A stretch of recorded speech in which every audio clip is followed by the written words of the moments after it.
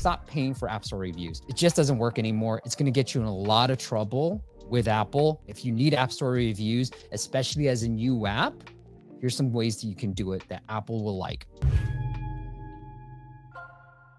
I'm guilty of it because I put out a course back in 2015 that said, hey, here's how you hack your keyword rankings and here's how you buy reviews with the right keywords in there. Here's the aggressive way to do the right way of doing App Store reviews, okay? To get your ratings up. This is Genie app. This is literally their first couple of screenshots, okay? Your AI assistant. So they ask for the ATT prompt. Then your AI assistant just kind of like reminding you users, this is best practice of what the app is all about. I hit continue and they go, help us grow. They just have it. Literally, it pops up on the second screen. Most people just give you a positive review and move on. Here's a chill way of doing it. This is one of our clients that we got to work with. This is the onboarding screen.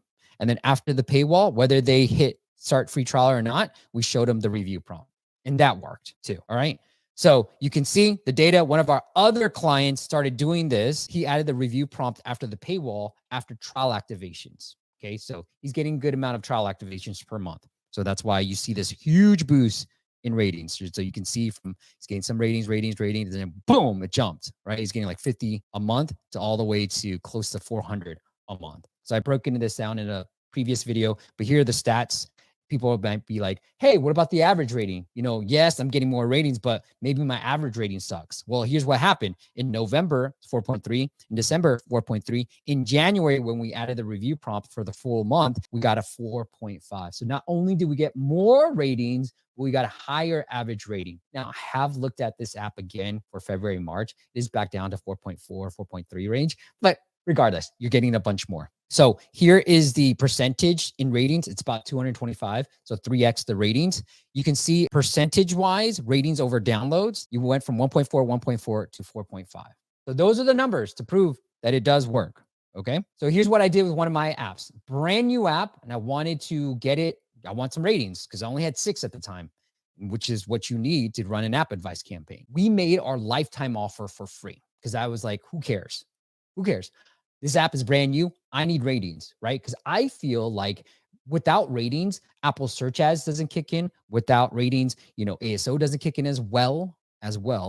But Apple search ads, I've found with newer apps, just doesn't scale, right? They're like, hey, how come I can't spend? It's just because Apple has no data and Apple would rather promote apps that have ratings that can get click-through rates. So I do think that ratings impact click-through rates for your app. The higher you have, the more clicks you're going to get on your app, right? So we needed more ratings. So I was willing to exchange. And my hypothesis was if I do a lifetime offer, I should get a boatload of downloads, right? I was trying to hit 10,000 downloads with this campaign. So I did it. Where's my sound effect?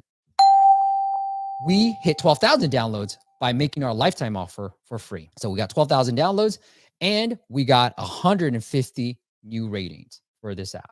So boom, right on launch within a couple of weeks, I needed 6 friends of mine to leave some ratings so I can run an AppAdvice campaign. And once I did that, we got 118 5-star ratings. We get 14 1-star. So you can see the breakdown of all the stars we got, but about 80% left 5 stars. So I'm willing to live with this. 4.5, not too bad. So that's how you do it the right way. Stop buying the reviews. You know those App Store reviews that show up under your store listings and you're like, dang, how do I get this out? Like maybe it's a 1-star in here. Here's what you do. You force touch, 3D touch. It's like a hard push on the review. If you do this hard push on this review, you get this little prompt. Now, Apple, the default rating is usually by most helpful. If you want to get these out of the way, or another one of your reviews in here, then just ask your friends, ask your family to go to that review and do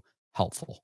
Okay. Adrian says, hey, Steve, do the length of app reviews count? Are they scanned for keywords? So Adrian, yes, they were scanned for keywords. So this is why I talked about the black hat strategy of App Store reviews. I had this idea in 2015. I was like, I think the App Store reviews, the keywords in there will help the rankings. So I was like, I think that's true because you think about Yelp and Google Play, the Google SEO algorithm, right? UGC content, especially if they have the right keywords, played into account. So I was like, why wasn't this different from App Store reviews? And so I tested this with a few of my friends and I was like, tell me the keyword that you're targeting and I'm going to leave a review on my own personal account with it. And guess what happened to the rankings? one app, which one review went from 16 to 4. And another friend of mine was like, I'm number 2 for that keyword now. And I forgot where he was before, but it did work in 2015. I've been trying it still. It doesn't work as well in 2023.